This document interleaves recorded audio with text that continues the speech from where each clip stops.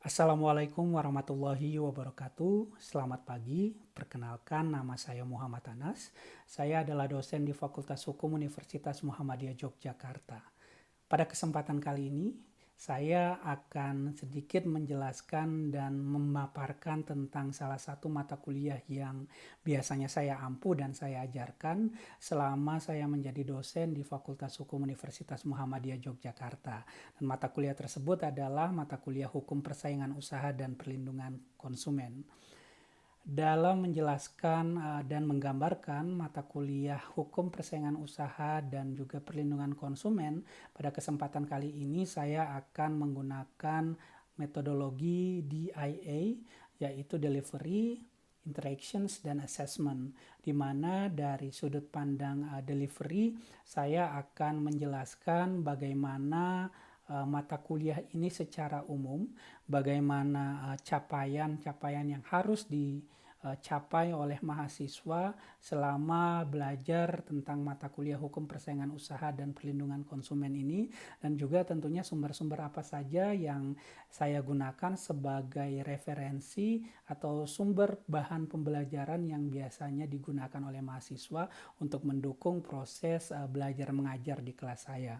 Selanjutnya dari sisi interactions, saya akan memaparkan atau mendeskripsikan tentang bagaimana cara saya berinteraksi, membangun komunikasi dengan mahasiswa saya selama berjalannya proses belajar mengajar yang ada di kelas. Dan tentunya yang terakhir adalah dari sudut pandang assessment, saya akan menjelaskan tentang bagaimana saya menilai atau membuat standar penilaian tentang capaian-capaian dan hasil belajar dari mahasiswa yang belajar tentang mata kuliah Hukum Persaingan Usaha dan Perlindungan Konsumen ini selama berada di kelas saya. Berbicara mengenai hukum persaingan usaha dan hukum perlindungan konsumen, tentunya banyak sekali hal-hal yang sangat menarik untuk bisa dikaji dan didiskusikan bersama. Mata kuliah ini sendiri memiliki bobot 2 SKS, berarti di sini mahasiswa setidaknya memiliki kewajiban sebanyak 14 kali pertemuan untuk dapat hadir mengikuti mata kuliah selama berjalannya proses perkuliahan dalam satu semester. Dan apabila kita berbicara mengenai hukum persaingan usaha dan hukum perlindungan konsumen, tentunya ini merupakan hal yang sangat penting untuk diketahui atau dipelajari oleh mahasiswa-mahasiswa hukum yang ada. Karena apabila kita melihat saat ini kita sebagai manusia, sebagai makhluk sosial yang tentunya hampir setiap hari memiliki sebuah keterkaitan dengan orang lain, memiliki interaksi dengan orang lain, termasuk dalam kegiatan ekonomi seperti jual beli. Tentunya ini patut untuk diketahui dan dimengerti, dikarenakan posisi kita bisa jadi sebagai konsumen maupun bisa jadi sebagai pelaku usaha atau yang melakukan kegiatan bisnis.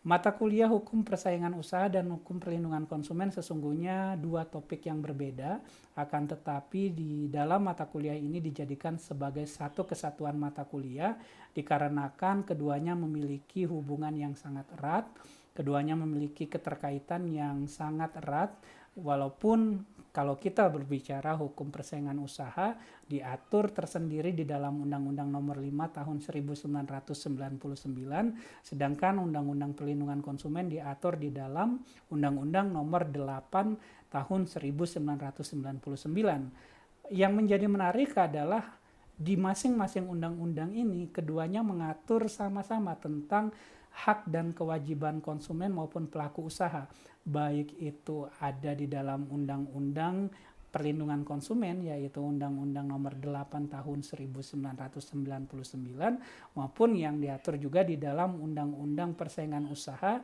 yaitu Undang-Undang Nomor 5 Tahun 1999. Selama mengikuti perkuliahan ini akan ada beberapa hal yang perlu untuk dipahami atau yang perlu untuk dipelajari, yaitu secara umum terbagi atas dua, yaitu hukum persaingan usaha itu sendiri maupun hukum perlindungan konsumen. Dan nanti kita juga akan melihat bagaimana keterkaitan atau hubungan dari keduanya.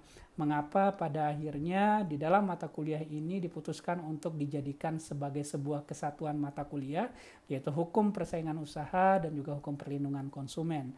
Selain itu tentunya selama mengikuti perkuliahan ini diharapkan mahasiswa juga dapat memperoleh pengetahuan terkait dengan teori-teori yang berkaitan dengan hukum persaingan usaha maupun juga hukum perlindungan konsumen, seperti termasuk hal-hal penting yang berkaitan dengan sejarah dari hukum persaingan usaha maupun hukum perlindungan konsumen, bagaimana awal mula adanya pengaturan terkait hukum persaingan usaha dan juga hukum perlindungan konsumen, terkait dengan urgensi atau bagaimana mempelajari hukum persaingan usaha maupun hukum perlindungan konsumen itu sangat penting.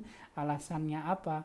Dan yang paling penting adalah terkait dengan hak dan kewajiban dari konsumen maupun pelaku usaha dalam kegiatan bisnis atau kegiatan ekonomi atau transaksi yang terjadi di tengah-tengah masyarakat. Lebih lanjut, dalam mata kuliah ini mahasiswa akan memiliki kesempatan untuk mempelajari tentang hukum acara yang ada di dalam hukum persaingan usaha. Karena dalam hukum persaingan usaha ada hal-hal yang menarik, yaitu salah satunya tentang proses beracara dalam penegakan hukum persaingan usaha yang sedikit berbeda dengan penegakan hukum di proses peradilan-peradilan yang ada pada umumnya. Selain itu tentunya di dalam hukum persaingan usaha ada sebuah lembaga yang tentunya hanya khusus menangani tentang hukum persaingan usaha, yaitu KPPU, Komisi Pengawas Persaingan Usaha, di mana pada mata kuliah ini juga mahasiswa akan diberikan kesempatan untuk mengetahui lebih jauh tentang peran, fungsi, dan apa saja yang menjadi tugas dari KPPU atau Komisi Pengawas Persaingan Usaha sebagai lembaga khusus yang melakukan pengawasan terhadap pelanggaran-pelanggaran yang terjadi yang ada di ranah hukum persaingan usaha. Sama halnya dengan mata kuliah lainnya, mata kuliah hukum perlindungan konsumen dan persaingan usaha ini tentunya memiliki hal-hal yang perlu untuk dicapai oleh mahasiswa. Sebagaimana juga tentunya mata kuliah ini sifatnya wajib yang harus diambil oleh setiap mahasiswa yang belajar di Fakultas Hukum. Apabila kita berbicara mengenai hal-hal tersebut atau hal-hal yang perlu dicapai atau ditargetkan harus dipenuhi oleh mahasiswa di dalam mata kuliah hukum perlindungan konsumen dan persaingan usaha ini sendiri, antara lain adalah ada beberapa ranah di mana apabila kita kembali dan melihat ke rencana pembelajaran semester atau RPS, ada 4 ranah secara garis besar yang perlu diperhatikan atau perlu dicapai oleh mahasiswa yang sedang belajar mata kuliah ini. Ranah yang pertama adalah ranah sikap, yang kedua adalah ranah penguasaan dan pengetahuan, yang ketiga adalah ranah keterampilan umum, dan yang keempat adalah ranah keterampilan khusus, di mana masing-masing ranah ini akan kembali diuraikan ke dalam subbagian yang lebih spesifik, yaitu ke dalam bagian CPL, CPMK maupun sub CPMK. Apabila kita berbicara ranah sikap, tentunya mahasiswa harus dapat menginternalisasi nilai-nilai norma dan etika akademik dari sudut CPL-nya. Yang kedua adalah berkontribusi dalam peningkatan mutu kehidupan masyarakat, berbangsa, bernegara, dan juga berkemajuan peradaban berdasarkan Pancasila. Yang ketiga adalah taat hukum dan disiplin dalam kehidupan bermasyarakat dan bernegara. Yang keempat adalah menunjukkan sikap bertanggung jawab atas pekerjaan di bidang keahliannya secara mandiri. Dan yang kelima adalah kemampuan memahami dan merespon aspirasi, kebutuhan, dan kepentingan masyarakat dan stakeholder untuk penyelesaian masalah penyusunan kebijakan dan pengembangan pengetahuan. Dari sudut atau ranah penguasaan pengetahuan, CPL yang harus dicapai oleh mahasiswa adalah kemampuan untuk menguasai logika hukum dan syariah. Yang kedua adalah kemampuan untuk berpikir analitis dan juga sintetis dengan memperhitungkan dampak yang terjadi. Dan untuk keterampilan umum atau ranah keterampilan umum, CPL yang harus dicapai adalah mahasiswa mampu menerapkan pemikiran logis, kritis, sistematis, dan inovatif dalam konteks pengembangan atau implementasi ilmu pengetahuan dan teknologi yang memperhatikan dan menerapkan nilai humaniora yang sesuai dengan bidang keahliannya atau KU1. Yang kedua adalah mampu menunjukkan kinerja mandiri, bermutu dan juga terukur. Yang ketiga adalah mampu mengambil keputusan secara tepat dalam konteks penyelesaian masalah di bidang keahliannya berdasarkan hasil analisis informasi dan juga data. Adapun referensi atau sumber pembelajaran yang digunakan selama belajar di mata kuliah Hukum Perlindungan Konsumen dan Persaingan Usaha ini sendiri berasal dari buku-buku textbook atau buku ajar yang berkaitan dengan topik atau tema hukum perlindungan konsumen dan juga persaingan usaha yang ada. Sebagaimana yang telah disampaikan di RPS atau rencana pembelajaran semester, di situ mahasiswa juga mendapatkan informasi terkait dengan referensi ataupun sumber-sumber pembelajaran yang bisa digunakan selama belajar di mata kuliah ini. Selain buku teks atau buku ajar, tentunya juga yang perlu untuk dipelajari oleh mahasiswa adalah undang-undang terkait dengan mata pelajaran atau mata kuliah Hukum Perlindungan Konsumen dan Persaingan Usaha ini sendiri. Di antara lain adalah Undang-Undang Nomor 5 Tahun 1999 tentang larangan praktik monopoli dan persaingan usaha tidak sehat, Undang-Undang Nomor 8 Tahun 1999 tentang perlindungan konsumen, Undang-Undang Nomor 19 Tahun 2016 tentang perubahan atas Undang-Undang Nomor 11 Tahun 2008 tentang informasi dan transaksi elektronik, serta Undang-Undang Nomor 36 Tahun 2009 tentang kesehatan. Mungkin ada yang bertanya mengapa ada dua undang-undang yang mungkin secara tidak langsung tidak memiliki keterkaitan dengan mata kuliah ini, akan tetapi apabila kita melihat kasus yang berkembang saat ini, tentunya banyak sekali kasus-kasus perlindungan konsumen atau persaingan usaha yang berkaitan dengan transaksi elektronik maupun juga konsumen-konsumen di bidang kesehatan. Sebut saja ketika kita berbicara mengenai kasus yang terjadi pada Rumah Sakit Omni yang terjadi pada beberapa tahun yang lalu, yang mana hingga saat ini masih menjadi salah satu kasus yang sering digunakan untuk menjadi contoh dari kasus perlindungan konsumen yang ada di Indonesia. Selain berbicara mengenai referensi berupa buku maupun undang-undang, tentunya jurnal masih menjadi salah satu sumber utama bagi mahasiswa untuk dapat memenuhi rasa ingin tahu mereka dan rasa haus mereka terhadap wawasan yang berkaitan dengan hukum perlindungan konsumen maupun hukum persaingan usaha yang saat ini mereka pelajari. Dan tentunya informasi-informasi terkait dengan materi-materi tersebut atau sumber-sumber bacaan tersebut biasanya akan sudah diumumkan atau disampaikan oleh dosen seperti saya biasanya mengumumkan dan membagikan informasi tersebut di pertemuan pertama tentang silabus atau juga RPS yang digunakan selama pembelajaran mata kuliah Hukum Persaingan Usaha dan Perlindungan Konsumen dalam satu semester.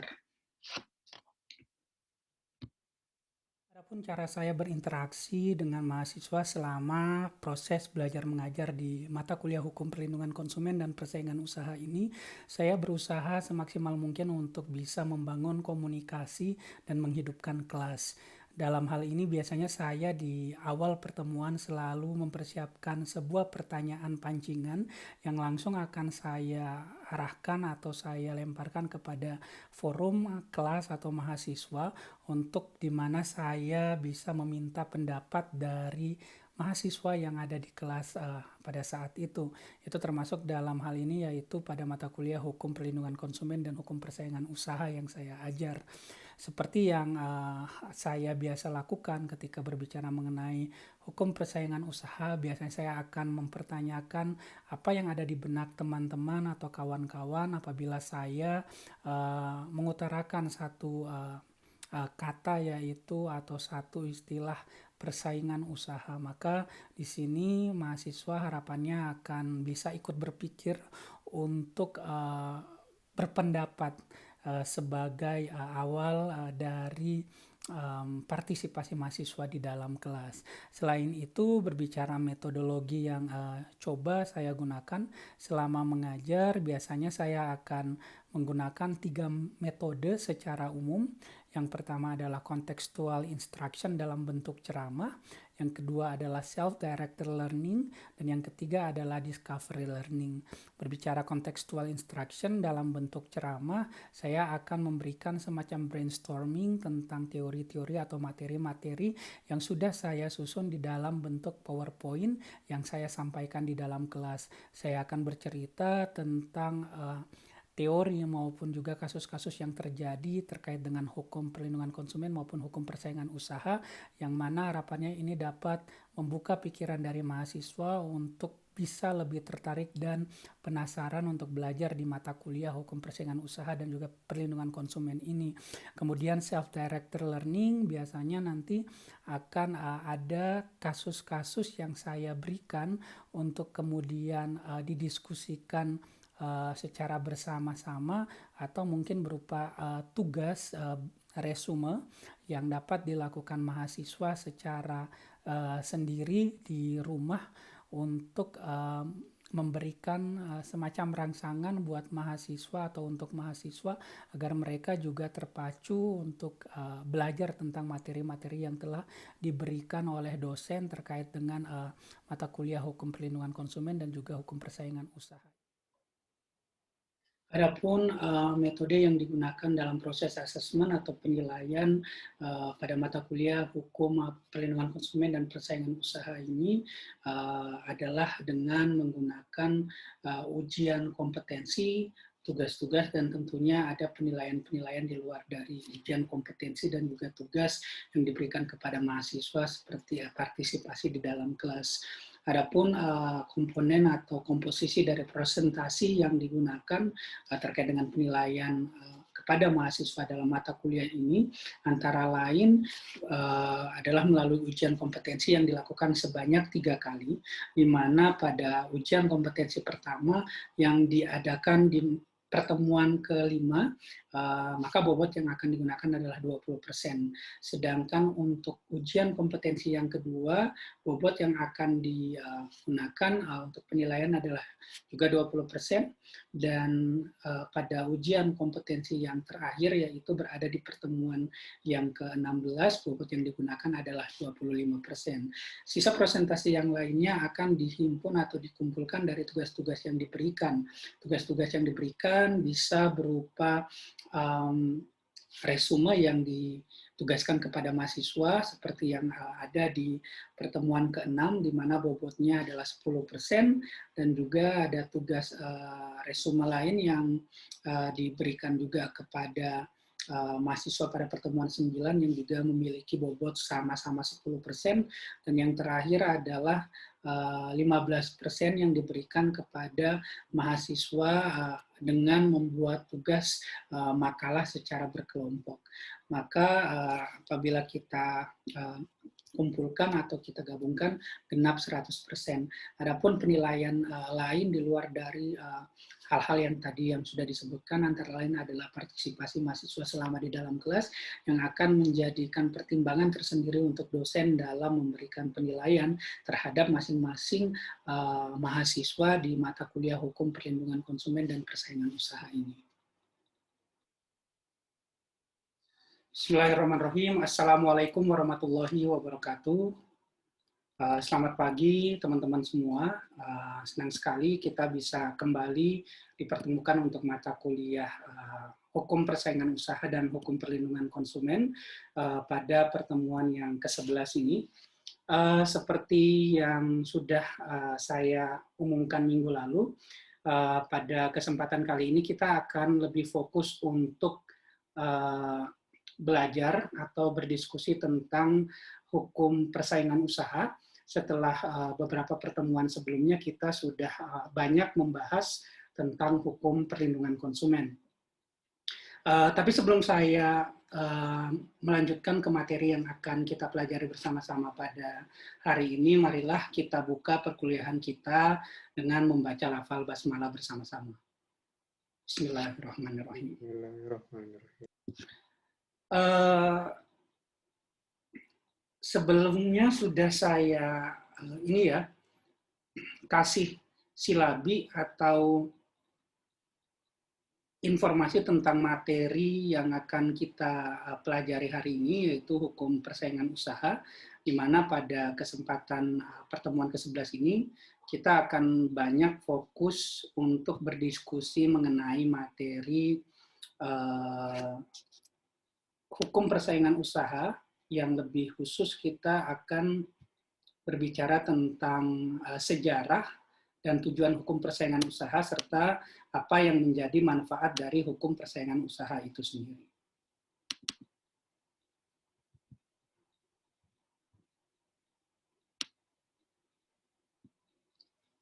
Bentar, saya coba. Sudah bisa dilihat materinya? Sudah. Ya. Berbicara mengenai sejarah dan tujuan hukum persaingan usaha, sebelum kita jauh tentang sejarah ataupun tujuannya, saya ingin bertanya dulu kepada teman-teman semua. Kalau saya berbicara atau teman-teman mendengar tentang hukum persaingan usaha atau persaingan usaha, apa yang ada di kepala teman-teman? Ada yang mau berpendapat? Saya Pak, Ya, silakan Mas Yudi. mohon izin menjawab.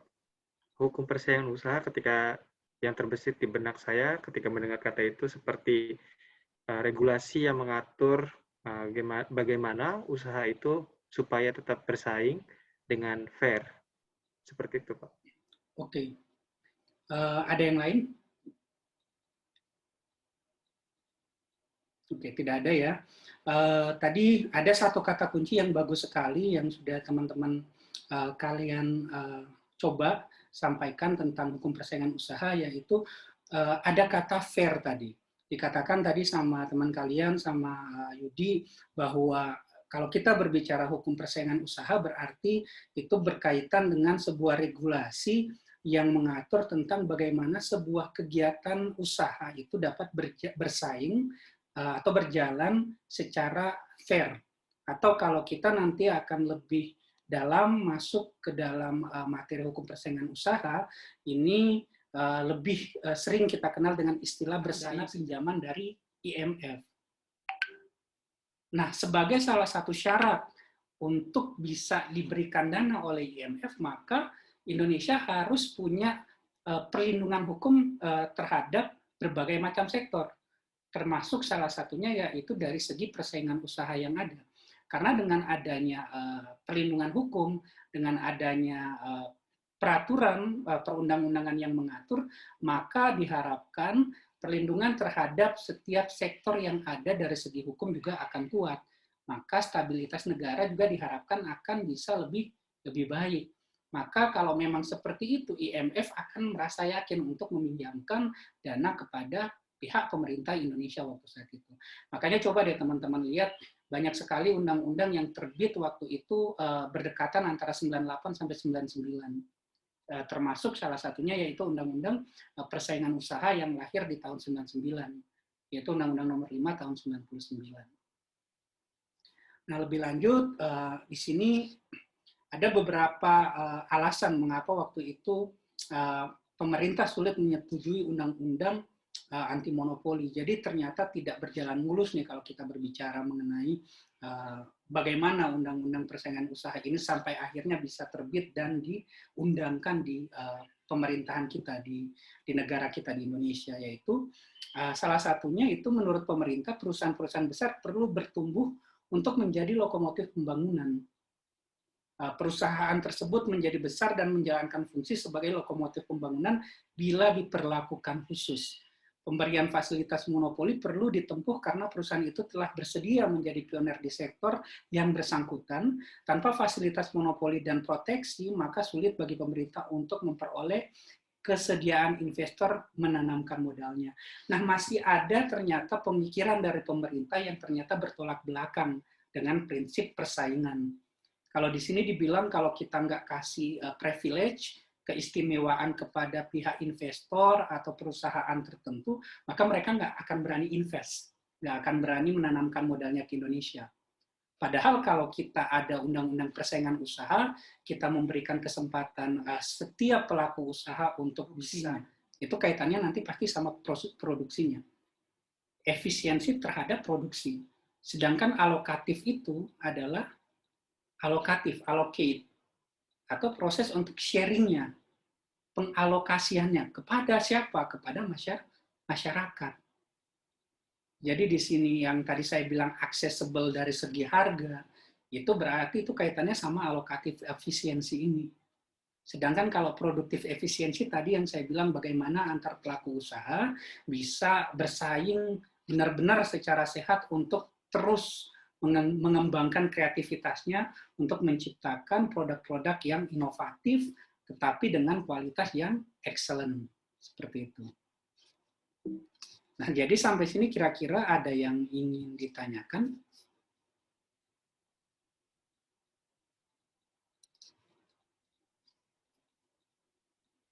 Nah, ini masih ada lagi ya, beberapa contoh-contoh kasus. Nanti teman-teman bisa melihat di e-learning yang sudah ada di akun teman-teman masing-masing.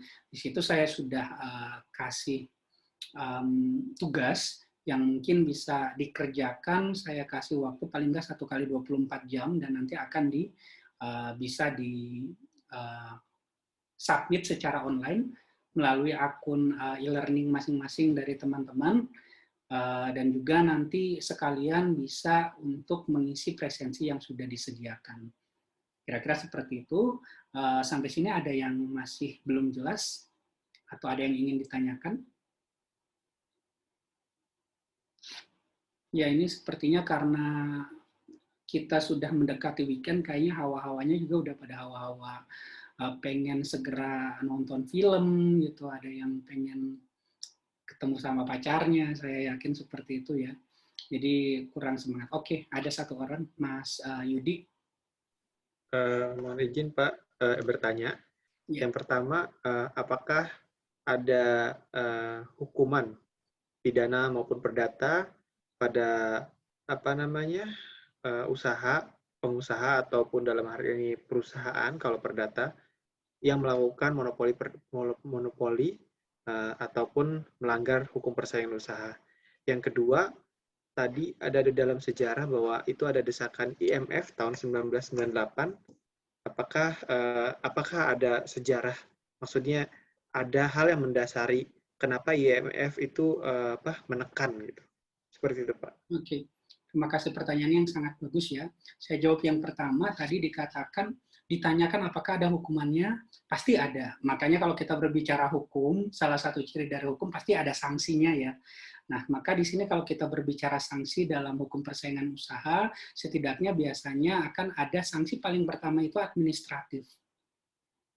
Administratif itu bisa berupa apa? Bisa berupa pencabutan izin usaha. Kalau memang ketahuan terjadi pelanggaran-pelanggaran terhadap yang namanya hukum persaingan usaha. Nah, lebih lanjut terkait dengan denda, biasanya kalau kita secara perdata itu nanti akan dilihat ada kategori-kategorinya tersendiri. Sampai berapa kerugian yang ditimbulkan, itu perlu ditindaklanjuti dulu, diteliti lebih lanjut dulu. Ketika dia melakukan pelanggaran, berapa besar kerugian yang ditimbulkan atas pelanggaran-pelanggaran yang diperbuat, maka dari situ nanti akan bisa melalui proses peradilan yang secara khusus. Makanya kita nanti juga di pertemuan selanjutnya akan bahas tentang Komisi Pengawas Persaingan Usaha, yang mana salah satu fungsinya adalah untuk menangani perkara-perkara yang berkaitan dengan hukum. Itulah demikian pertemuan kita pada kesempatan kali ini. Sampai jumpa minggu depan. Jangan lupa tugasnya dikerjakan. Selamat berakhir pekan. Lebih kurangnya saya mohon maaf. Assalamualaikum warahmatullahi wabarakatuh.